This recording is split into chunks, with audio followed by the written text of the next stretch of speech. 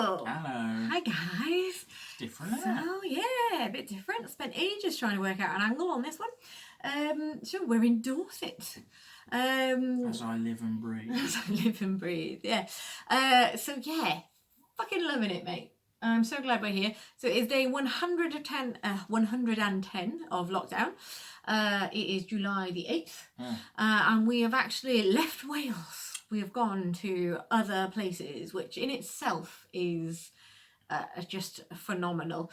I, as I think it's fair to say, mentioned yesterday, was feeling a bit nervous and a bit sort of anxious about sort of going elsewhere. But oh my God, so glad I did, because just being somewhere different and realising that there is a world outside of the bubble, and that world is also still ticking along quite happily. And you can still look after your own little bit of it and your own social distancing and all of that stuff has been massive comfort. And we're also somewhere gorgeous, which helps. We are down in Studland in Dorset, in a lovely little house 5 minutes away from the beach. Like we didn't get here till about sort of, what time is it, sort of 4ish, 5ish, but went for a little meander down to the nearest beach. Took the shoes and socks off, had a little paddle, and just, it's quiet. It's not like, I was imagining like a touristy beach full of people, but it's not. Like, we were the only people on the beach, and the beach goes on for ages, and it was just quiet, and I could hear the sound of the sea and no traffic, and we found mussels in the water, cockles in the water, and just that's good. Yeah, there's just like no traffic noise and no sort of city noises, and just that in itself, I was just like, yeah, there we go. So yeah, while I was quite nervous, I think I'm so glad we came down here and we did it, because there was a bit of me that was just like, oh well, it will feel better if I just don't go. Like, that will make me feel better, which is how anxiety works. You do feel relief when you don't do the thing you're scared of. But the trouble is that, like I say, Yeah, you think, well, I'll just opt out of this thing and I'll opt out, but then next time you opt out again, and you opt out, and you opt out, and you opt out. So I'm so glad I didn't, because it is lovely. So I'm really just excited to have a few days down here. Ooh, hello. I didn't know that this chair moved. A few days down here, just blowing out the cobwebs, change of scenery, bit of sea air. I am definitely going to get in the sea. Oh, that's happening. Getting in the sea. Ideally tomorrow. It's not the best weather, but actually the sea, it feels like really cold when you walk into it, but once you're in it, you're like, oh, this isn't actually that bad. Just the bit where the air meets the water, that's always that cold. So just getting. So yeah, I think I'm going to get in the sea as soon as possible. I think we're also going to drink fairly heavily tonight. I think that's happening. Apologise if like this camera angle and everything isn't great. It's the best we can do it on my phone with this sort of slightly odd tripod, but I do feel very distant from you. Like, it's a bit weird. There's more stomach on display. Yeah. I'm not happy about that. It's a very titty angle for me, actually, isn't it? Hello. Yeah, it's more flattering for you. But we can swap seats. I don't want to be seen at a titty angle. That's no good. So I don't think we're going to stick around for too long tonight, really. But just kind of wanted to say that we had meandered, and it really felt good to do so. We did, just as we were trying to set up, because you're on a windowsill is where we've got the tripod set up, so I was just sort of making some angles for mainly for where I could put my wine. So there you go. But also, like, delightful. This is like a holiday home / sort of, I think sometimes they use it as an Airbnb, but it's sort of friend of a friend kind of malarkey. But I just pulled back the curtain to put my wine down somewhere and found a full packet of Barocca just behind the curtain, like a really weird sort of like guest favour, like chocolates on a pillow. Barocca behind the curtain. So that's a new thing that I'm all for. Like a really shit Cluedo. Barocca behind the curtain in the bedroom. Yeah. How could you kill someone with Barocca behind the curtain? Shove all of this down their throat. Oh, it would effervesce. So maybe if you shoved it all down their throat and then like threw it down. Oh, I was thinking just fizz up. I mean, I was thinking just in the plastic. Like if you shoved all of that would probably do it. That would probably do it. That would be. Oh, well, that's good. Like all the way down. You're not just like choking with it. Yeah. But I'm with you. We'll sort the sort of minutiae of the plan What out. you've not mentioned is we've been to a pub. we did. Come to Dorset. We did not go inside a pub. We've come to Dorset. We've got company as well, which is novel because we're here. Other people. That's exciting. People from the household we're bubbled with. Yeah. So that's good. Isn't it? Your parents. Excuse me. And so we've come down with some of your family, and it's. Yeah, so we went nice. to a pub, which I was a bit nervous about for the aforementioned reasons. But like, it's really quiet down here. This is a rural little village. This is not like there's not loads of. I don't think there's loads of locals. Anyway, I think mainly these pubs rely on holiday makers, of which there are not many at the moment. But like, so this whole pub. I think we would have immediately gone normal. Not for had us, a big field with all picnic tables that had all been appropriately distanced from each other, and you weren't actually allowed in the pub at all. And they'd set up porter cabins for loos, but they weren't like horrible little porter loos. They were sort of proper loos, but in a porter cabin around the side. And they had an app so you could just order your drinks to be brought to the table. To be honest, I think that's an improvement on normal pubs. The only thing that I did miss, though, is because it was outdoors, and also because of, I think, like sort of COVID safe and transmission of viruses, it's all disposable cups. So I was like, oh yeah, first pint or first glass of wine in a pub, but then it comes in a plastic cup, and I'm like, that doesn't quite hit the spot for what I'm after. But that's what everything under these sort of like. We were talking with your brother, weren't we, about when was the last time we'd actually been for a pint, and when that. And you go, all right, we're going to have a pint at a pub. And when that pint turns up and it's in a plastic glass, you're like, that's not quite so nearly. Stuff. But that's what all of this is. All of these like measures that are sort of the way we're doing lockdown, the way we're trying to get back to normal. It's all like normal, but just a bit different. And that's, I think, just how life's going right now. All the things that people are kind of rushing back to and kind of excited about, you have to bear in mind what you're going to get is like a compromised experience. And then you have to weigh up whether or not that's worthwhile. And it's okay. I don't want to sound like I'm moaning. It was nice to have some company and have a drink, and it was a worthwhile compromise. But I also feel like we should check our privilege a bit of like we were lucky to be here. Oh God, yeah. In this like isolated kind of area where there's this big pub that's got this big pub garden where they can have all these tables. See the sea from the pub garden. But you can sit at the pub garden and know, like, there's loads of space, and there's not even that many people here, and there's loads of space, and you don't even have to worry about, like, and you. Genuinely, and because I would have been worrying, I didn't have to think about it. I could just see I had plenty of space, and I realised, and I just didn't have to think about social distancing really because it was kind of built in, and that was a real blessing. I realised like not everyone gets that opportunity, right? If you live in like a city centre somewhere in the middle of the country and they just I do think of like my London friends who just there's no way you could go to get away from people if you live in London. When I grew up in a place where there was some pubs with some pub gardens, and it would just be like the pub garden would be like just a big old patch of land out the back with some picnic tables, and that would be fine. If I was there now, you probably could social distance those. But I lived in Cardiff for over a decade, and pub gardens just weren't really a thing. No. Or if they were kind of a really like fenced in block of concrete, and it was still like clouded and full of smokers, and it wasn't. Yeah, like there's one or two that I can think of, and there's the rooftop one at that Spoons, and there's the sort of riverside one at the Nostar, but like they're not really pub gardens; they're just a bit of outdoor space. And even then, if you that are essentially just smoking areas. And so they're not great as pub gardens at the best of times, but when you're talking about social distancing and everything like that, so I realised you could fit maybe like 8 people on them. We're really lucky to be able to kind of come to this, and we haven't like paid. None of us are like here because we're rich and we forked out through the nose to be here, but we're lucky that we kind of know Amy, a friend who's nearly guest starred tonight, and I think tomorrow if we get a tiddly enough, you're gonna have a guest star, because she was like, oh, can I guest star? And then I was like, okay, right, cool, we're gonna get ourselves set up, do you want to? And then as soon as I was like, okay, do you actually want to? She was like, oh, I don't know if I can say anything funny. It's like, it's alright, we never know if we're gonna say anything funny, and it's very hit and miss as to whether or not we do. Regular viewers could tell you there's no pressure on that count. But yeah, so you might get a guest star, which is exciting because we can't normally do that because there's not No. normally the option. But- So yeah, if that happens over the next few days, yay.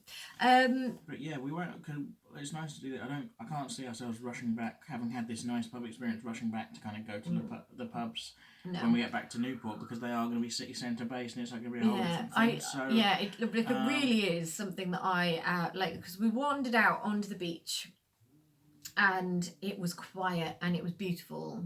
And I was just like, honestly, like, oh, I think I said, and I don't even know if anyone was listening, I just kind of said it, and I was just like, I needed this, and I didn't even know that this was something I needed. It was just like, once you're doing it, I was like, this is like that, just hearing the sea and feeling the air and just having a little sense of the world is still turning outside of my little bubble, and that was an absolute godsend today, and I'm going to appreciate it over the next few days, and then hopefully go back to our worlds a bit refreshed for it.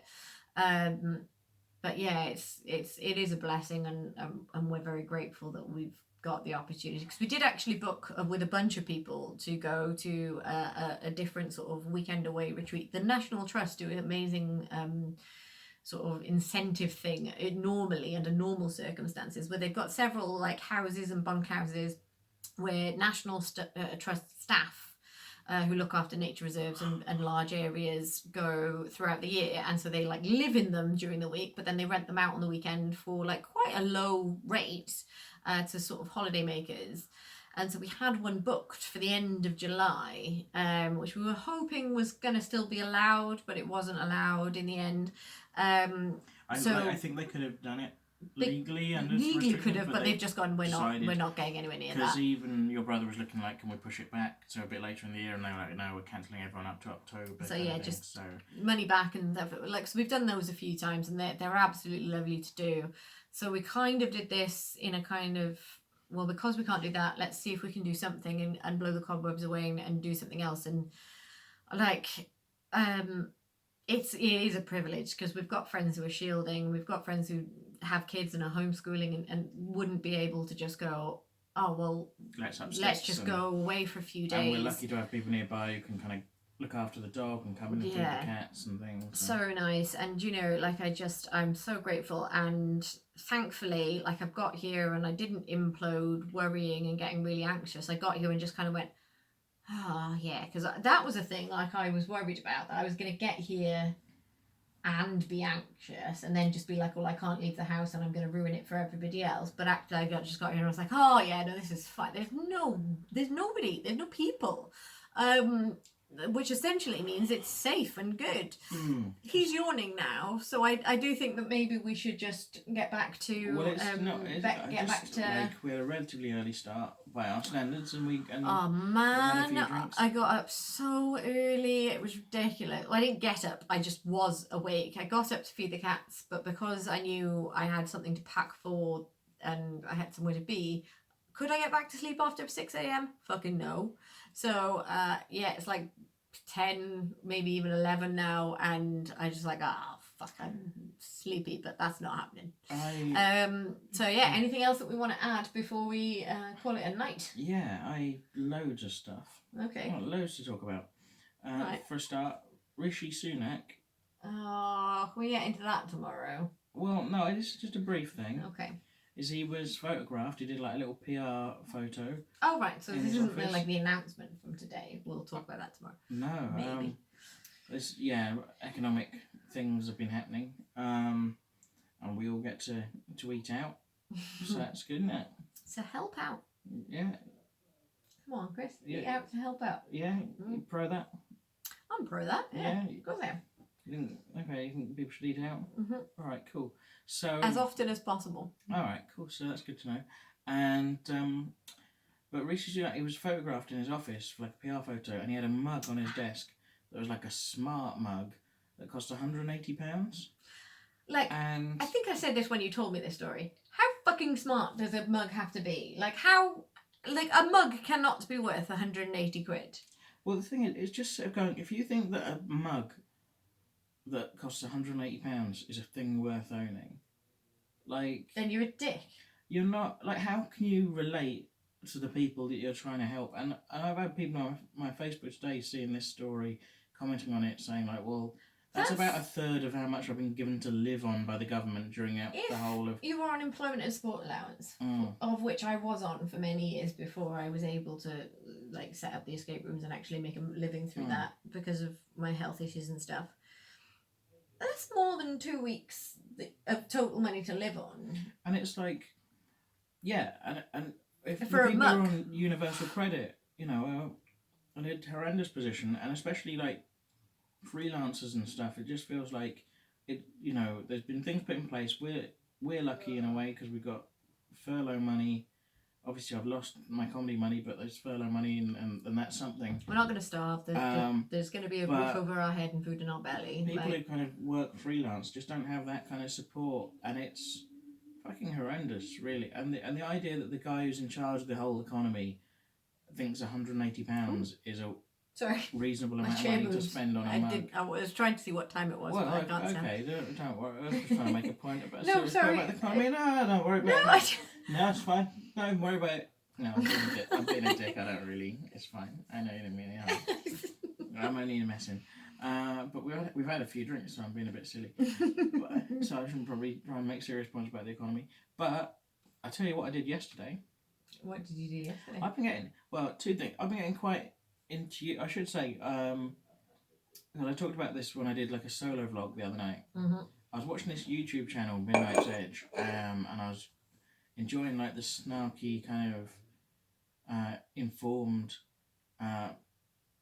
film information. This is the guy who's a bit of an incel. Yeah, like all this stuff about the background and the studio. For slander's sake, he may not be an incel. He just gives off slightly incel-y vibes. He just seems to be an incel because of the things that he says. He really seems to dislike women. And like, I don't think enough of them touched his pee-pee. I think there's like one or two of them on the channel. I don't think it's all one guy, but it's a channel and there's like a few of them run it. I don't know.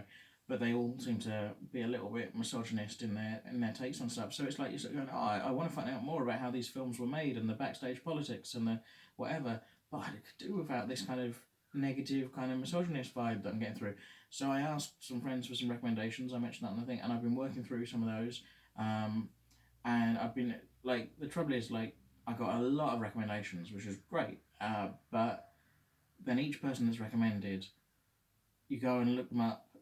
And they've got, you know, dozens of videos, and like each one is about 20 minutes. And you watch one, and you go, oh, that's interesting. I'll watch another one. So it takes you a while to kind of get through these recommendations, but I will work my way through them. I think the standout one for me so far was like a guy called Quinton Reviews, and he did a video about Garfield. Oh, that was interesting. Yeah, I was there for that one. So Quinton Reviews. For what it's worth, I mean, he's got like loads of subscribers, and we've got about 22. But like, Quinton Reviews gets the Chris Chopping and Ellie Daniel thumbs up. I probably won't be putting links in the blurb tonight because I'm probably just going to go like, this is a vlog entry. Yeah. Deal with it. But yeah, that might be the title. It's interesting because like, when we've done like sketches that we've made that have run about 10 minutes, and people have gone, oh, they'd be much better if they were sort of 3 minutes, so you'd get a lot more traction and things on Facebook. And when we've done these as well, they run about like half an hour, 45 minutes sometimes even, and people kind of go, oh, they should be more concise, you know. But then you go on kind of YouTube and actual vloggers and things, and people who are part of that world who, and I'm sure if they were to watch this as well, they'd have their own criticisms. They'd be God. Because we don't let's know what not we're open doing. the door we just to kind of that. set up a camera and pointed it at ourselves and started talking, and I'm sure there are conventions and techniques and things that vloggers use, I don't know, that we look very amateurish, but like the run times of some of these videos are just like, you know, they're not afraid to be like, this is a thing. Here's the thing I want to talk about, and it's gonna go on for a bit. Well, that's sort of where I look at it. It's like, well, if it's something I'm interested in, then I don't mind sitting there and listening to it for like. The thing is, if 30, 40 if someone minutes, said like, oh, if you make your videos 3 minutes, you'll be able to make a living off it. You go, oh, okay, well that's probably a worthwhile thing to not have to do another job and whatever. But given that we're not, you know, don't get me wrong, we're very grateful for all the coffee support that has kind of helped us out with vegetables and things, but like we're not looking as this as a living. We're not thinking of it as like a financial thing. No. So we might as well make the videos we want to make, and if they run a bit long, they run a bit long. Do you know what I mean? Like, and if people don't want to watch them, fewer people watch them, and that's I wanted fine. to do with this was document where we were and how we were feeling and what we were doing, and that's what we are up to. So I'm happy with it. It has made me kind of go, maybe I want to do some of these video essay type things on YouTube. It's kind of inspiring to watch some of these. And I wanted to be a stand-up comedian when I was about 15, and I didn't do that until I was 25. So 10 years from now, you're going to be doing video essays. What I was going to say is, like, maybe I don't allow that sort of lag this time. I just go, oh, fuck it, I'm going to do it. And they'll probably be bad at first, or they won't be as, as slick, but you learn by doing, don't you? So maybe that's something I'm going to do. And the other thing is yesterday, I read the first ever issue of Fantastic Four. Okay. Written by Stan Lee and Jack Kirby. Well, it's interesting. Have you seen any of the film versions of Fantastic Four? I think maybe in the dark mists of time I might have, but I don't recall. There's been 2 different film versions of Fantastic Four, and neither of them was particularly critically lauded or particularly admired by the fan base. And I think mostly like comic book fans want 2 things from comic book movies, like superhero movies, is A, they want them to be good, obviously, and B A and 2. Cheers, guys. Quite a few. So they want them to be good, but also they kind of want them to be like an accurate reflection of the source material. Yeah. And so neither Fantastic Four movie is very good. Right. Nor are they accurate. In that respect, they are an accurate reflection of the source material. That was not very good. No, well, I'm being a little bit facetious in that, right? Is Fantastic Four the one that's got the one that's like a big rock dude that is just permanently rocky, and everybody else one of them's invisible? There's the Invisible Woman. Yeah. Mr. Fantastic, who's really stretchy. Yeah. And then you've got Johnny Storm, who can turn into flames. Yeah. And actually, like, I've read some Fantastic Four comics that are really, really good. This isn't one of them. Well, the thing is, I'm being a bit facetious saying it's not very good, because actually, the trouble is, you look back at it and you go, like, it's from the 60s, and you go, oh, the dialogue's really hokey. And there is a big plot hole, like, at the end, and it all seems quite cheesy and whatever. But the trouble is, like, it's hard to kind of read it, because everything that is good about it has been taken and reiterated and built on and like it's from rewritten 60 years ago. Well, this is it, and like, everything has like been done that they've done. It's hokey now but it was groundbreaking then. But also, like, even the bits that are really good about it, like all the character designs and the just the characters that they create and the innovations, it's hard to kind of read that comic and see that for the innovation that it is and see it with fresh eyes, because you're just going like, oh, these are just characters and things that I've seen done better by other people, but those people only have those characters to work from because they were created here, but it's a weird read to kind of go back on 60 and kind of go like, oh, this is like a classic of comics, and it's a bit like trying to watch Citizen Kane. You go, oh, this is supposed to be a classic, brilliant, and then you watch it and it's incredibly dated. Like anyone who says that Citizen Kane and dull, and it might be like, oh yeah, it might be because it was the first one to do all the things. So at the time, it was eye-opening. And the thing is, with now it doesn't really work. The thing is with Citizen Kane, a lot of the innovations that have made are technical innovations that have since been surpassed. So people go, oh wow, it's so innovative. But one of the innovations is that it shows ceilings. Yeah. Like so, and it's a bit like that. Not that people are quite as snobbish about Fantastic Four, but it's hard to go back and go like, oh, I'm looking forward to read this. It's going to be amazing. And maybe if you were a film student, then it is important to watch Citizen Kane. Yeah, and it's interesting to see where things come from. But like, if you just sit down, comic book aficionado. Yeah, then but maybe if you just sit down and you go like, if you just like comics and you enjoy them, if you come to like Citizen Kane, going brilliant. I've heard this film is really good, and it's a bit of a letdown. Yeah, and like. But it's interesting because I've been watching this.